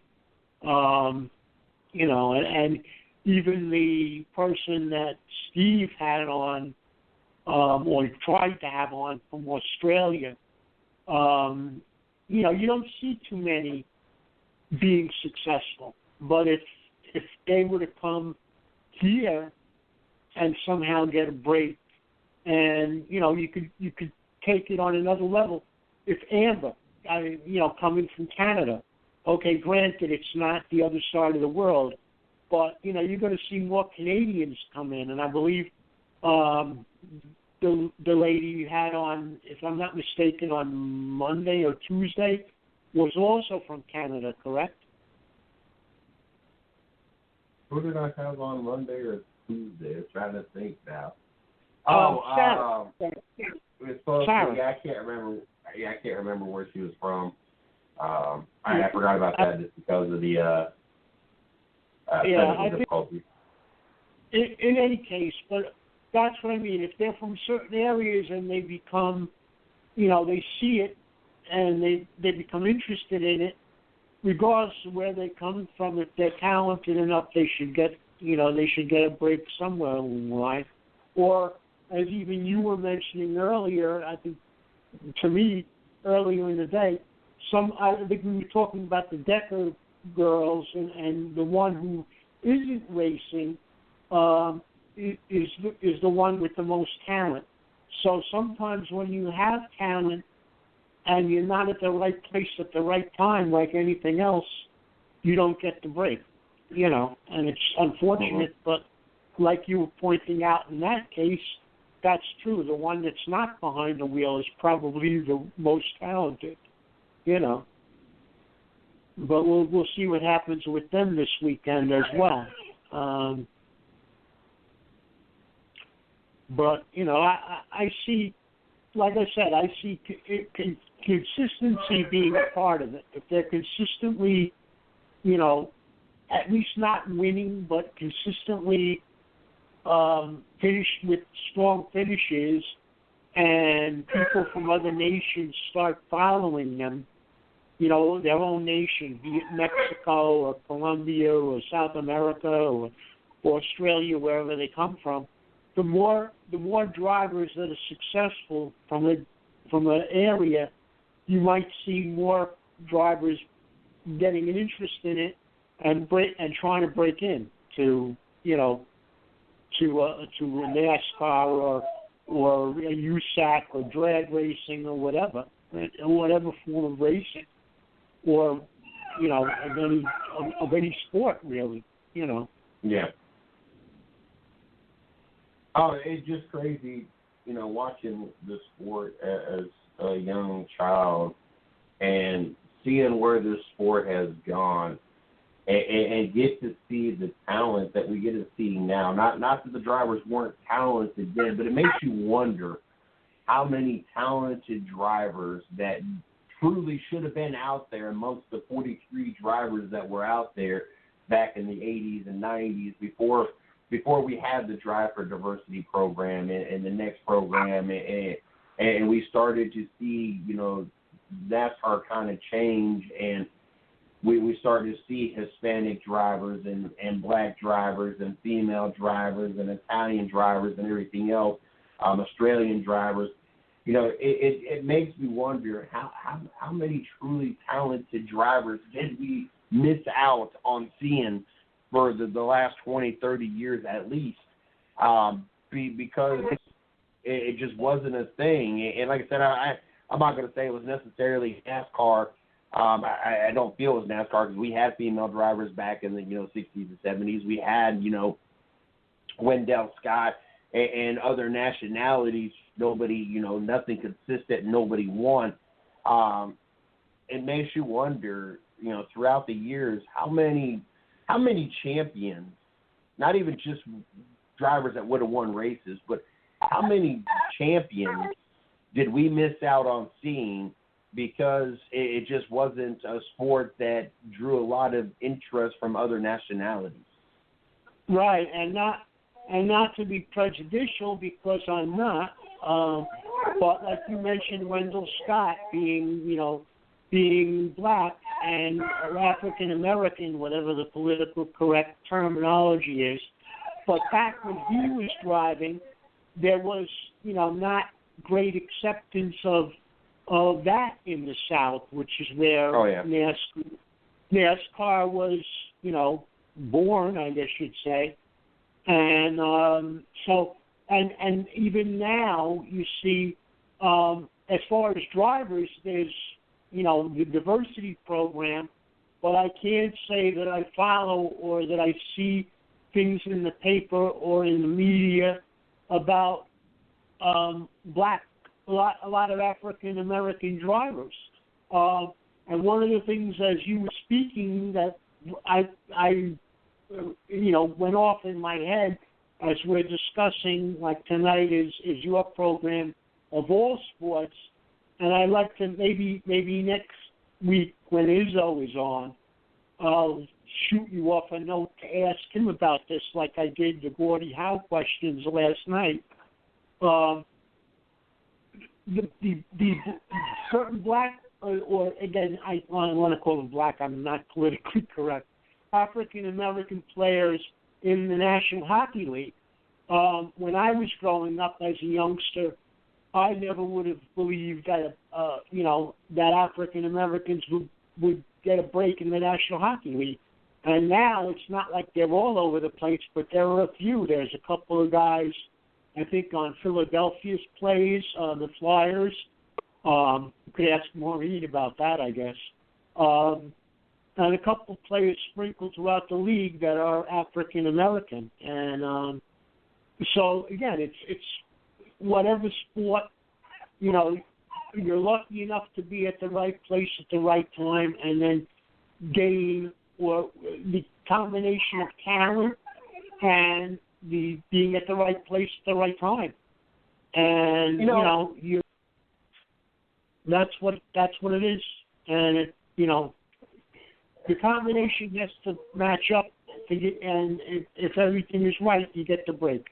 And if not, and it's a shame. I agree with you, because we'll never know, if back in I guess we could call it my day or your day, you never used to see things like that. But it is a shame, and you do, when you get a chance to sit down and think about it, you do wonder about it, I guess. you know, if your mind goes in that direction, like we're having the discussion tonight, yeah, you do wonder about it because, and in the media, you never saw it. That's the difference. And I think a lot of this goes back to social media and modern times too. You didn't have the internet.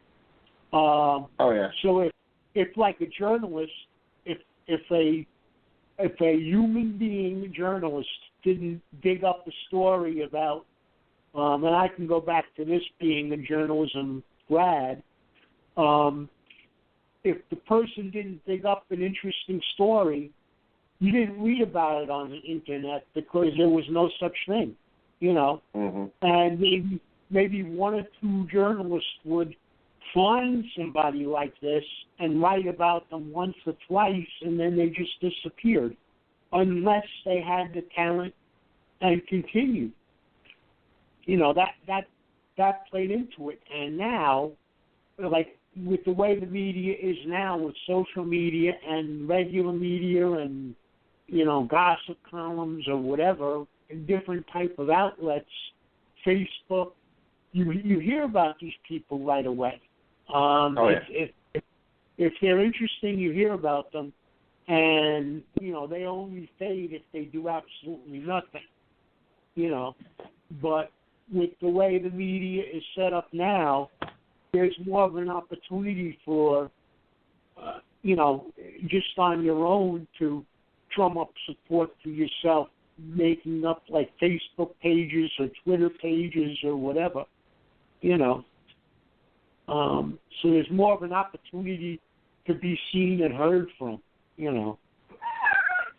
One, on the whole internet conversation or the whole topic, I just think it's crazy that someone just sat there and thought to themselves, you know what, we hook our computer up to a phone line and we'll be able to talk to anybody in the world and where it's gone to. I just sit there thinking about how the internet even started. That's just crazy to me. But one, like, you know, on the whole, what we missed, I just think it's crazy to know. You know, I'm not just saying, you know, think about the athletes that we miss, or think about the drivers we miss, or potential winners, but potential champions. Like, I can only imagine how many drivers out there that were the best of the best and could have made Richard Petty look like dog crap. Like, I honestly believe that we have missed out on some truly talented drivers just because of the color and the race barrier that it was in the day. And I can only imagine. But, you know, when we talk about NASCAR and you brought up NHL, you know, I have many, many black friends. And honestly, I could probably on one hand name all my white friends. I don't know if I can name all my black. Well, I probably could, but I have more. As a matter of fact, when I get married in March, my best man and my two groomsmen all three are going to be black. I just who I am. I don't care. A lot of people ask me all the time because nobody thinks I'm white. Like, if you look at me, there is not too many people just assume that I'm a Caucasian person. And, you know, people ask me all the time, and I don't know my background. I don't know, you know, my family tree. I know I should, and I know that it's, you know, what makes me me, and it should be important to me. But, you know, like I tell everybody, if I don't see color, and I don't care what any other person's color, race, background is, why should I worry about mine? That's just my, you know, my outlook on it. And like I said, I should know. I should have an interest in where I came from, how I was created, and everything else. But I just don't, because I don't care how anybody else's background or what they are. The only thing I care about is how they, you know, they talk to me, how they respect me, how they respect my family. That's all I really care. I don't care about anything else. It's really none of my business. But at the same time, even saying all that, I think when it comes to NASCAR, and I know this will sound really bad, but when it comes to NASCAR and NHL, I think part of the reason that we have not seen more black drivers and more black NHL players out of all my black friends, there is no interest in any of them when it comes to hockey or NASCAR. And honestly, I know this is just a far-fetched idea, but I just think there's so much lack of an interest when it comes to African Americans when it comes to sport. It's becoming more and more popular now, and that's why we're seeing more and more of, African Americans in NASCAR and NHL. But for the longest time, I just honestly don't think that any of them really had an interest. It was baseball, it was basketball, it was football. That's where their interest was at. And I honestly just don't think that there was just that big of an attraction and that big of a desire for the African American base to participate in these sports. Not that they couldn't, and I know there was barriers, and it was a little bit harder, and it took a little bit longer to get into these sports. But I think if there would have been more of an interest, and a lot of it's got to do with the background, the history, and also the appeal. It just everybody when you ask somebody what sport they want to play, 9 out of 10 times they're either going to say basketball, football, and baseball. They're not going to say hockey. They're not going to say race car driver. Not unless you were born into that. And growing up, a lot of African Americans, they didn't grow up into a household that, watch hockey or watch NASCAR or had family in those sports. So, a lot of that to me was there was just no genuine interest in it. Not that they couldn't do it or not that they, or they were allowed to. It was just there was really no interest in it. You would ask me, I'd have never said hockey. I never had an interest in hockey. And as you were saying that, I was thinking of what what I always heard growing up, or not even just growing up, but when I started writing, journalism articles about certain things, and mostly it was sports at the time. I remember doing a article about in my college paper about our golf team, and there was like one black student that was on the golf team, and the reason he told me that he felt more African Americans didn't play golf was because it was expensive. And obviously to join a country club and all that was like the prejudice angle. But also, and again, thinking about what you were saying about the NHL, when I was growing up and kids were into hockey, there was always an expense involved with that sport. Buying skates, buying helmets, buying this, buying that. Whereas with the basketball, you bought one basketball. If you were African American, you went to a playground and you shot baskets all day, or you played 5-on-5, or you played with your buddies, and there was no basic expense other than a basketball. And so a lot of these sports, and obviously NASCAR plays into that also, with the expense of driving in cars and owners. It goes back to, here we go again, white, black, brown, red, whatever you are. It all goes back to money. And I can remember a major thing with that was that discussion where hockey, you always had to buy, youth hockey. You bought skates. You bought, sticks, pucks, even your outfit. You had the pads, you had this, you had that. There was more involved expense-wise. So if you came from like a lower not lower class in terms of a person, but lower economic class, let's say, then you didn't have the money. Your folks didn't have the money to spend on it. And I know that the first thing I can remember in terms of golf again was like when Tiger Woods first started. And they went into his background being like he started at 6 and everything else. And, when he made it big on the PGA Tour, people were saying, well, does this mean now that African Americans are going to take up golf? You know, that was the discussion for a long time. As Tiger got more and more successful, let's say the first Tiger before he got into that personal mess and everything else with his first wife or whatever.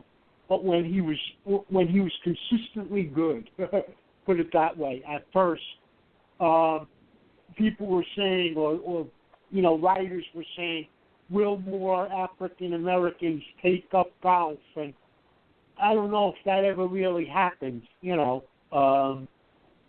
maybe for a time, I don't know. But a lot of this went back to, again, the non, you know, the sports where you didn't have to spend a great deal of money for uniforms or, you know, a protection or like helmets or whatever. And just the idea of basketball, you know, or even like you talk about the Dominican Republic, a lot of these guys in baseball when they were growing up, you know, you read about them just as an interesting aspect. They didn't play with a bat and a ball. They played with a broomstick and a sock, you know, a rolled up sock, some of them on you know, dirt fields that were littered with, you know, that weren't even fields, that were littered with debris, you know, or whatever, they abandoned area that they went and they hit, you know, with a broomstick or something like that. They weren't even bat and ball. So then if they showed they were good by you know, continually doing that and through Little League in their country, sooner or later the scouts found them, you know. And it's like everything else. If you're good and the combination again, if you're there when the scout's there and they discover you, you know, you get the break. And I guess that happens in all sports regardless of color. But since we're discussing, you know, why certain people, you know, get a break and others don't, a lot of it either has to do with economics or, you know, unfortunately in the past, when you talk about how come we didn't hear about these people, it's either economics or, you know, the prejudices of the time. Yeah, most definitely.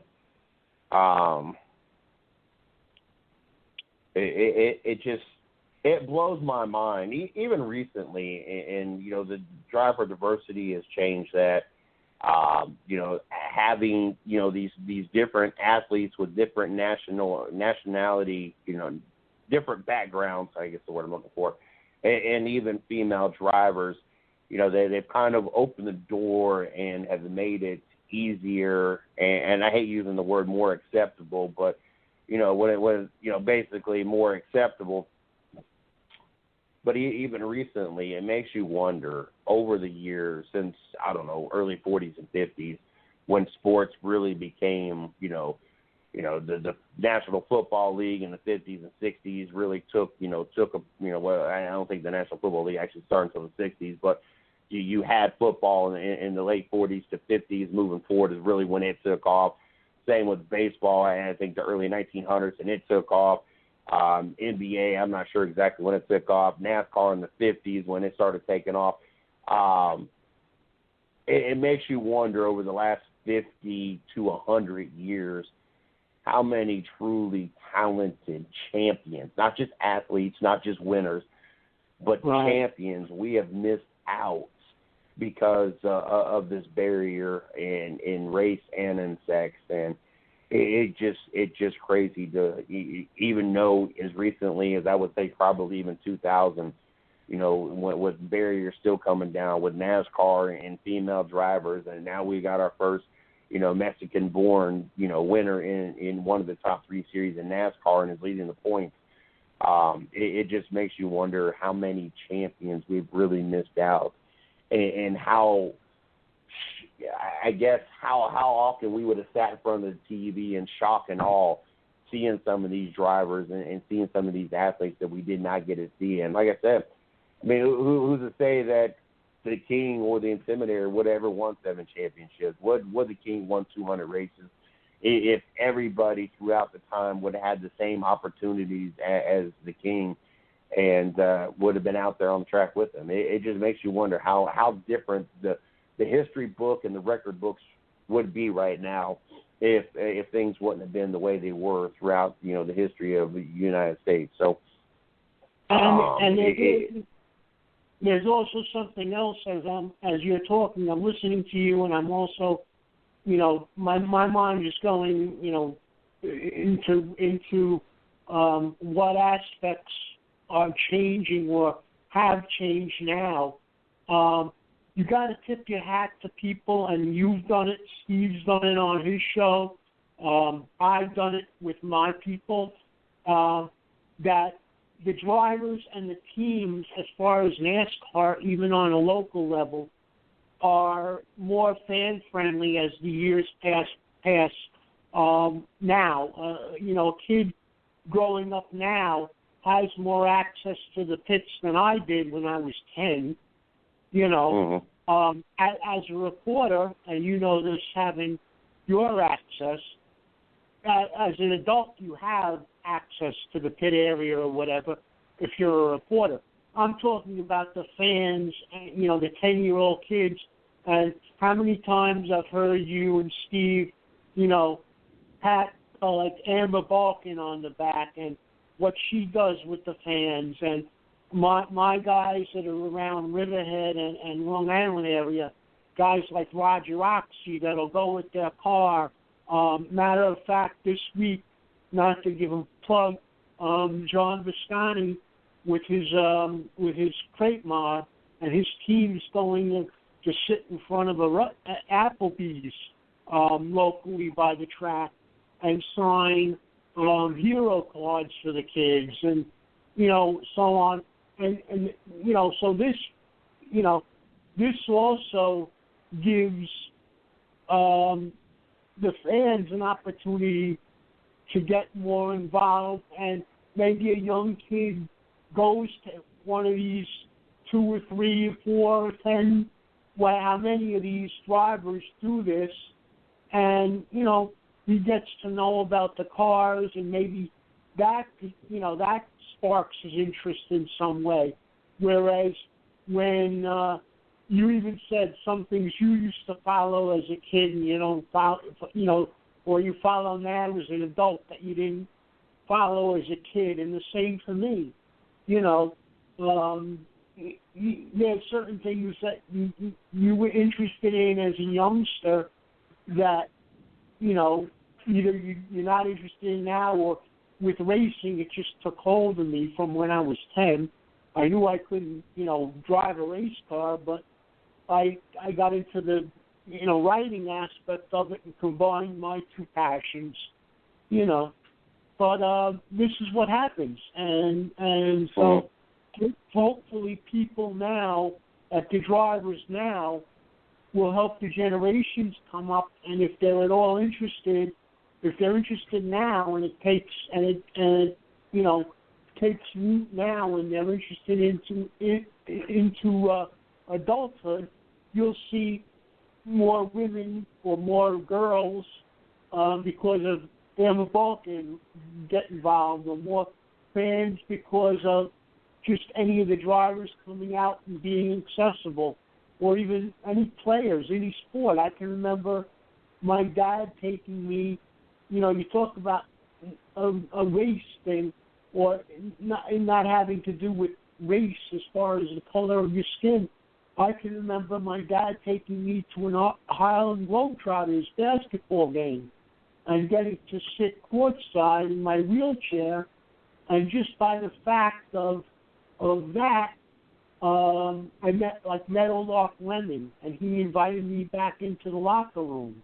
And that's something, I'll never play basketball, but that's something as a kid that I would never forget, Mm-hmm. And so that's the kind of thing that, has an impression on a kid. And so, again, that's why and you've done it, and Steve's done it, and everyone that's involved with the 110 Nation, has to tip our hat to some of our guests that do this little bit extra for the fans, and are fan friendly, and because it means, it at least opens possibilities for the future for these people.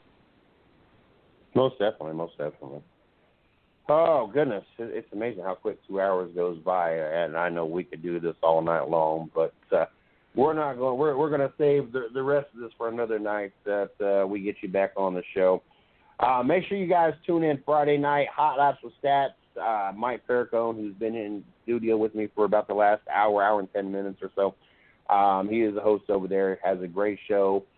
One of the reasons why we are moving in the direction we're moving in.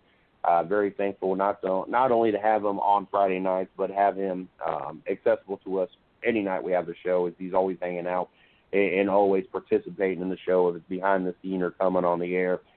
Make sure you guys check him out on Facebook, Hot Laps with Stats, and check him out on Twitter, Joey. Was it Stats108? Stats108, that's correct. At Stats108. And again, just real quick, I'll run it down. My personal Facebook page.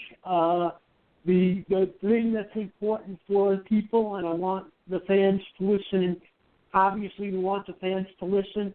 The Hot Laps for Stats page will now feature every week as soon as it's up, as soon as it's processed, I guess is the term.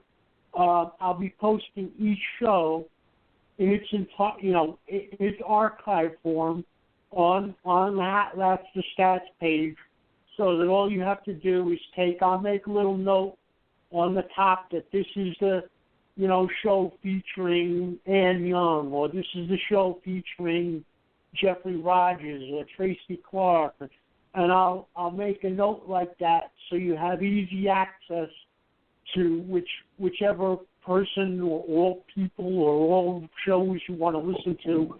But that'll be on the Hot Laps for Stats page. And like CJ said, my Twitter is at Stats108, and then I'll also be posting as one of the moderators on the 110 Nation page. And I like I said, I would say in the week or two that I've been doing this since I've been appointed, I guess I've been putting up at least two posts a day regarding any sport. Now, lately it's been obviously the NBA Finals. We had Izzo on last night talking about Gordie Howe. I found something and posted that today as well. So anyway, I'll be watching sports in general with the idea of posting interesting things for that page. But anyway, that's what I have, and I'll be around, and hopefully all the fans join us on Friday night, CJ.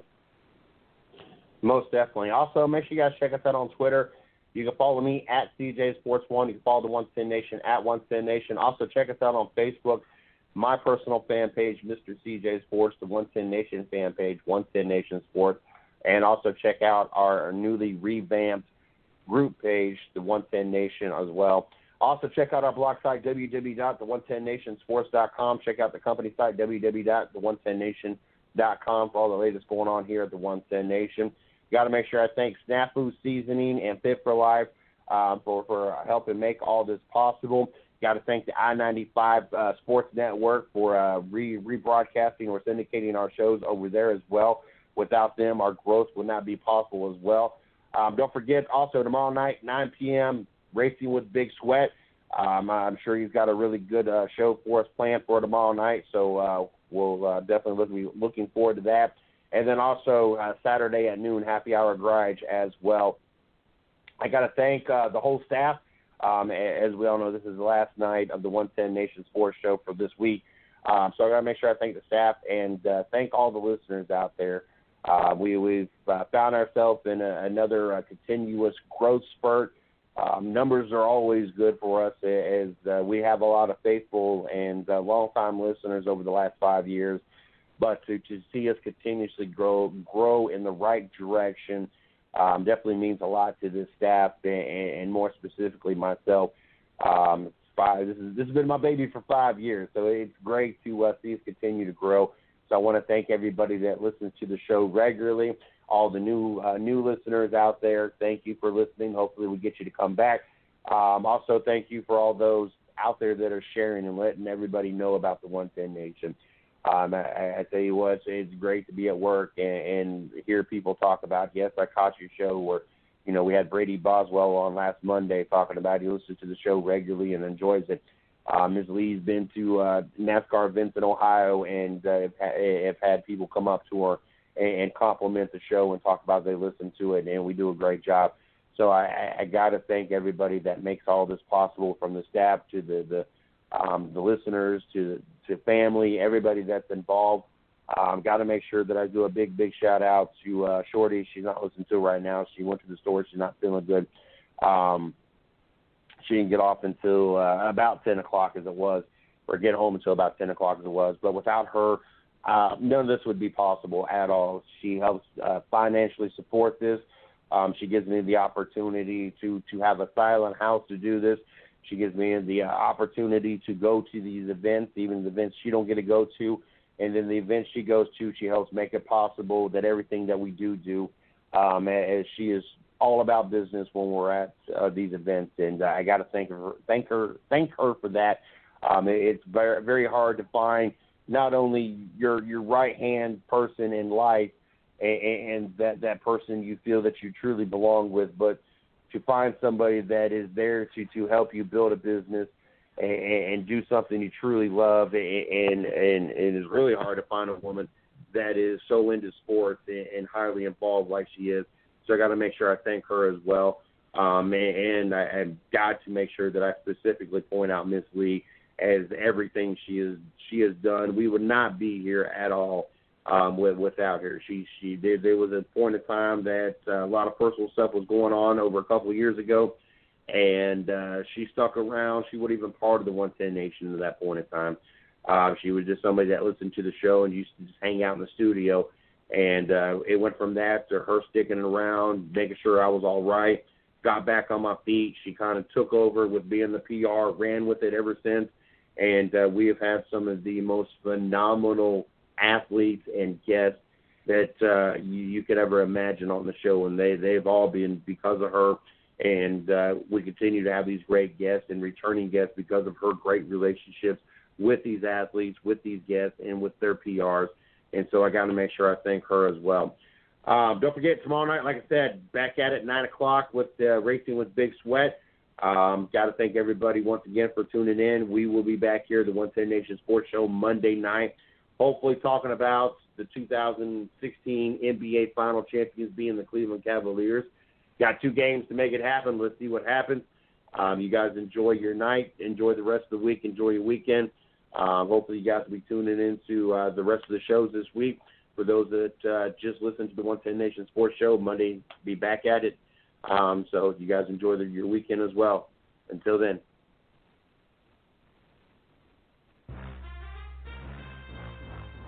Thanks for listening to the 110 Nation Sports Show with Mr. CJ Sports.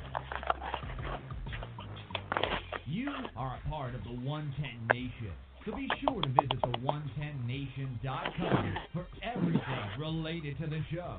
You can follow CJ on Twitter at 110nation and on Facebook at 110 Nation Sports. Until next time.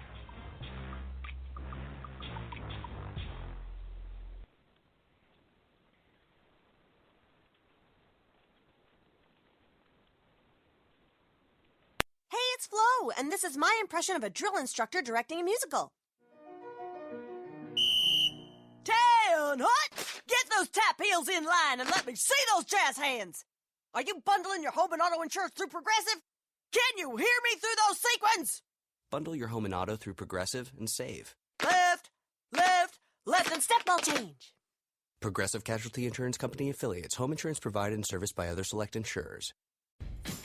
This weekend at Kohl's, there's still time to save on great gifts for Dad, like a new dress shirt or tie, only $19.99. Give him a watch gift set for only $27.99. And save 50 to 60% on a performance golf shirt. And no matter how you pay, take an extra 20% off these already great sale prices. Everyone gets Kohl's Cash, too. Thursday through Sunday at Kohl's. Now that's the good stuff. Kohl's. Select styles offer valid June 16 through 19. Some exclusions apply. See store or Kohl's.com for details.